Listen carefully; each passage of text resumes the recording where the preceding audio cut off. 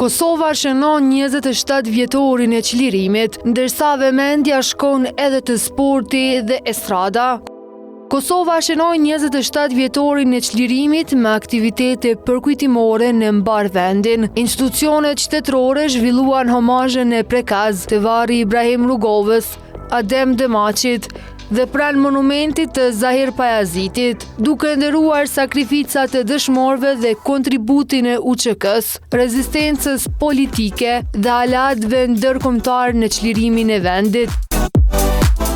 Në mesazhet e tyre, ushtruesja e detyrës së presidentes Albulena Haxhiu dhe kryeministri në detyrë Albin Kurti theksuan rëndësinë e lirisë së fituar me sakrifisë dhe rolin vendimtar të luftës çlirimtare dhe ndërhyrjes së NATO-s. Me rastin e ditës së çlirimit, edhe Fatmir Limaj uroi qytetarët duke nderuar dëshmorët, luftëtarët të UÇK-s dhe mbështetjen e alatëve ndërkombëtar në rrugën e Kosovës drejt lirisë. Urime për 12 qershorin përcolli edhe kryeministri i Shqipërisë Edi Rama, i cili publikoi fotografi historike nga periudha e çlirimit të Kosovës, duke shkruar: "Gëzuar 27 vjetorin, ditën e çlirimit." Ndërkaq, ish-presidentja Vjosa Osmani e cilësoi 12 qershorin si një nga datat më të rëndësishme në historinë e Kosovës.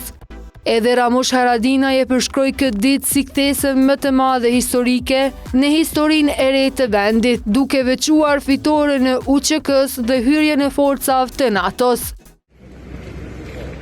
Në të njëjtën ditë, Kosova i dha lamtumirën një prej figurave të luftës çlirimtare, Sahet Jasharit. Homazhe dhe mbledhje komemorative u mbajtën në palestrën Ila Skodra, ndërsa varrimi u zhvillua në Prekaz.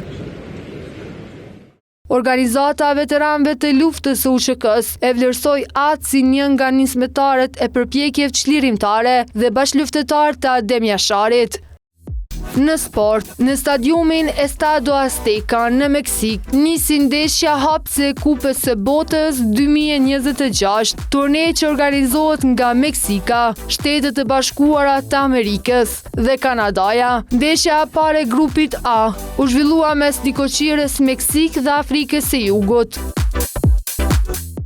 Ndërkohë Drenica u shpall kampione Superligës së Kosovës në futsal për sezonin 2025-2026.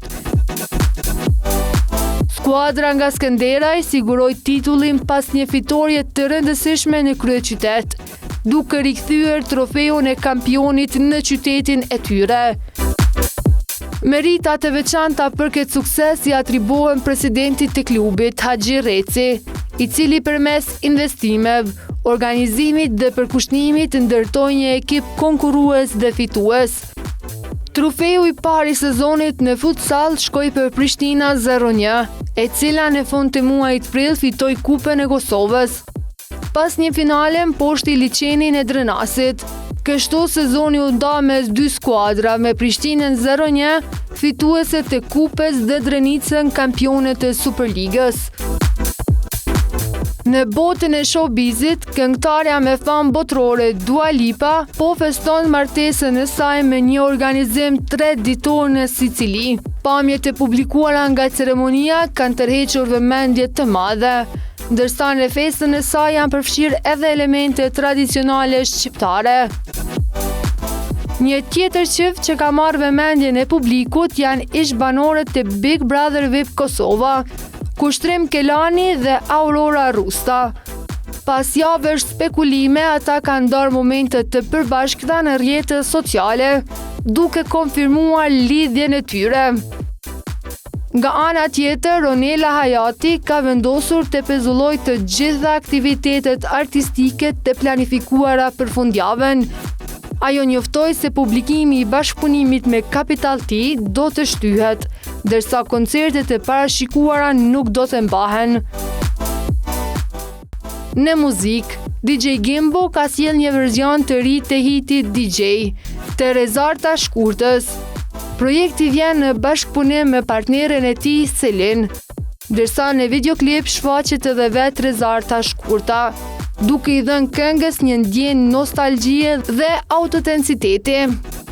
Kto ishin të gjitha ngjarjet që kanë karakterizuar javën nga fusha politike, sportit dhe showbizit.